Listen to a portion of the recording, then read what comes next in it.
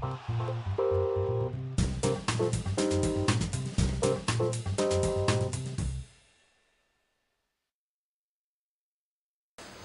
les milieux transparents comme l'air, on voit bien que le principe de propagation rectiligne de la lumière est vérifié lorsque le milieu est homogène et transparent.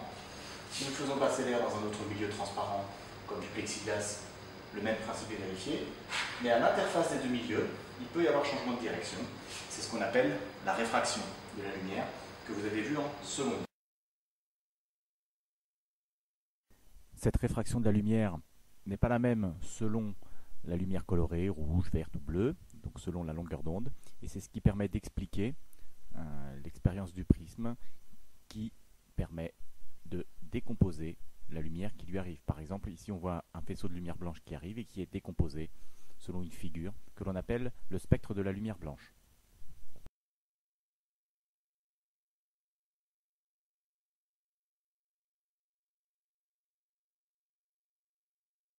Les matériaux opaques ne laissent pas passer la lumière à travers. Certains matériaux, comme des écrans blancs, reçoivent la lumière incidente et la rediffusent dans toutes les directions, ou on diffuse une partie dans toutes les directions.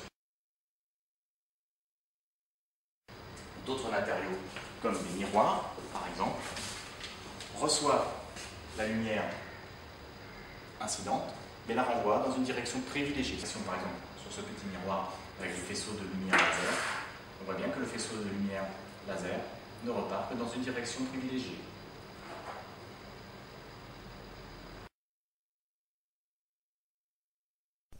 Si on place deux thermomètres en plein soleil, dont un a un capteur sous un tissu blanc et l'autre a le capteur sous le tissu noir, on constate bien expérimentalement que la température du tissu blanc est inférieure à celle du tissu noir, ce qui montre bien que l'énergie lumineuse qui est parvenue sur le tissu blanc n'y est pas restée. Donc ce tissu blanc n'a pas absorbé d'énergie, il a diffusé cette lumière et donc on reçoit dans nos yeux l'ensemble de la lumière incidente qui est diffusée par le tissu blanc. Pour le tissu noir, cette énergie lumineuse est convertie en chaleur, ce qui permet d'observer une augmentation de la température. Cet objet absorbe la lumière et ne diffuse pas, donc cette lumière, il nous apparaît noire.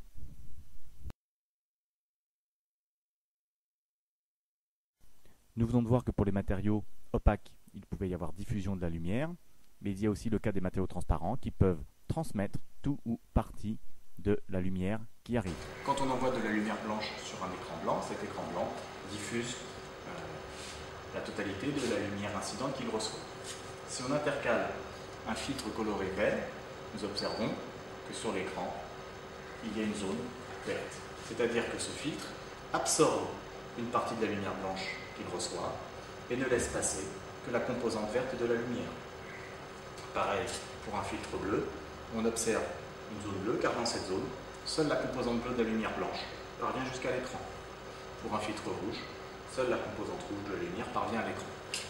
D'après ce raisonnement, on pourrait dire qu'en étant un filtre coloré de couleur magenta, il n'y a que la composante magenta qui parvient jusqu'à l'écran. C'est pour ça que cette expérience ne suffit pas à bien comprendre le phénomène de transmission. Nous pouvons par exemple décomposer la lumière blanche à l'aide d'un prisme et nous verrions que cette lumière blanche peut être décomposée en cet ensemble de lumières colorées. C'est ce qu'on appelle le spectre de la lumière blanche. Lorsque je place un filtre rouge devant cette lumière blanche, avant qu'elle soit décomposée, on s'aperçoit qu'il n'y a que la composante rouge du spectre qui est transmise à travers le filtre. Les autres ne sont pas transmises et sont donc absorbées par le filtre. Lorsque l'on place devant un filtre coloré bleu, seule la composante bleue du spectre ressort. Elle est transmise. Les autres composantes sont absorbées. Lorsque l'on place un filtre coloré vert, seule la partie verte du spectre apparaît. Il y a donc absorption des autres composantes et transmission de la composante verte de la lumière. Ce qui est intéressant, c'est d'observer ce qui se passe avec un filtre coloré magenta.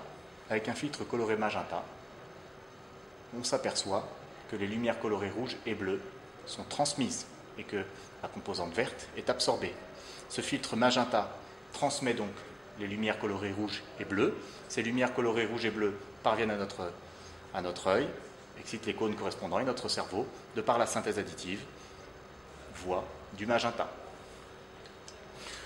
Nous pouvons faire l'expérience avec une autre couleur qui est le cyan.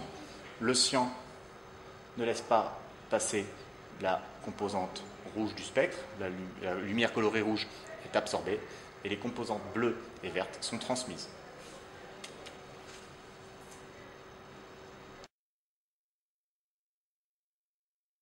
On a une lumière colorée bleue qui est envoyée sur ce côté de l'écran, une lumière colorée verte qui est envoyée sur ce côté de l'écran et une lumière colorée rouge qui est envoyée au milieu. Si on superpose la lumière colorée bleue et la lumière colorée rouge, on observe du violet. Mais cela ne signifie pas que cet écran nous envoie du violet. Cet écran diffuse la lumière rouge et la lumière bleue qu'il reçoit, et ces lumières colorées rouges et bleues parviennent à notre œil, et notre œil, comme nous l'avons vu lors des précédentes activités, a des cônes qui vont envoyer comme signal au cerveau que de la lumière colorée rouge et de la lumière colorée bleue parviennent jusqu'à notre œil. C'est au niveau du cerveau que se fait la synthèse additive et que notre cerveau fabrique en quelque sorte cette couleur qu'on appelle le magenta. Si l'on superpose une lumière colorée verte et une lumière colorée rouge, de la même façon, on observe du jaune. Les lumières rouges, vertes et bleues sont appelées couleurs primaires de la synthèse additive. De la même façon, si l'on superpose une lumière colorée verte et une lumière colorée bleue, nous obtenons une couleur que nous appellerons le cyan. Si nous superposons des lumières colorées bleues, rouges et vertes, nous recevons de cette partie de l'écran des lumières colorées rouges, bleues et vertes, mais nous voyons du blanc. Les lumières colorées rouges, bleues et vertes vont exciter les cônes que nous connaissons, sensibles plutôt vers le rouge, vers le bleu et vers le vert. Notre cerveau reçoit l'information qu'il reçoit des lumières colorées rouges, bleues et vertes, mais il transforme cette information en blanc. C'est la synthèse additive qui se déroule bien au niveau du cerveau. Cette belle expérience que nous avons réalisée en TP permet donc d'obtenir une lumière colorée blanche grâce à la synthèse additive. Si nous plaçons un objet opaque, il donne des lumières colorées. Nous pouvons expliquer les couleurs observées avec les zones blanches qui sont les zones qui reçoivent de la lumière colorée rouge, bleue et verte. La zone magenta correspond à l'ombre de la lumière colorée verte. Cette zone ne reçoit donc que de la lumière colorée rouge et bleue et nous apparaît donc magenta grâce à la synthèse additive.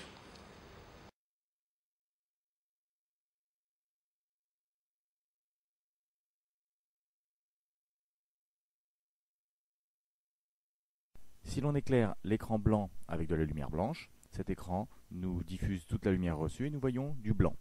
Si le tableau blanc reçoit que de la lumière bleue, il nous diffuse cette lumière bleue incidente.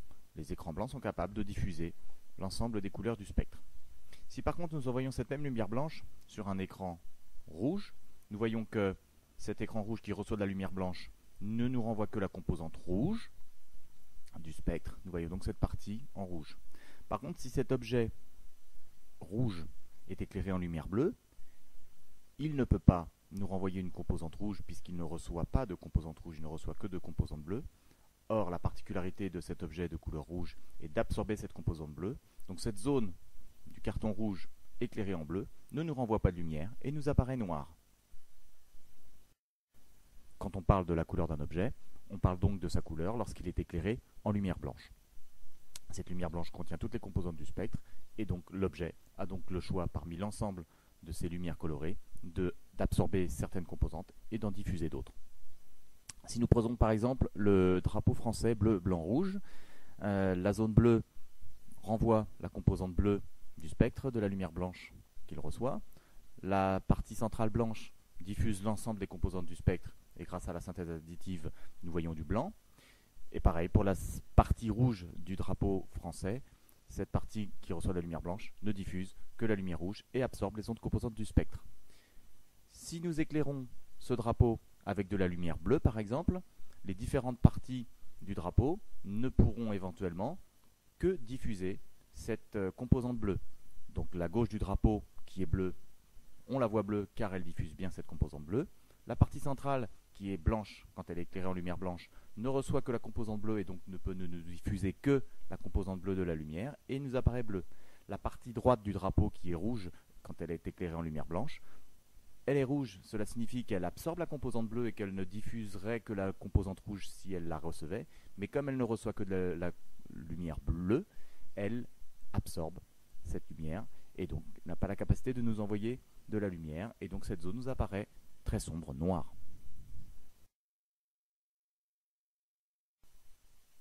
Et on finit avec 3 exemples d'applications qui utilisent les procédés dont parle le chapitre 2 sur la couleur des objets.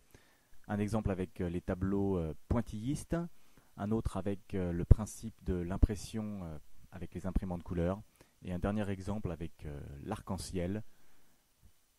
Je vous laisse tenter de comprendre.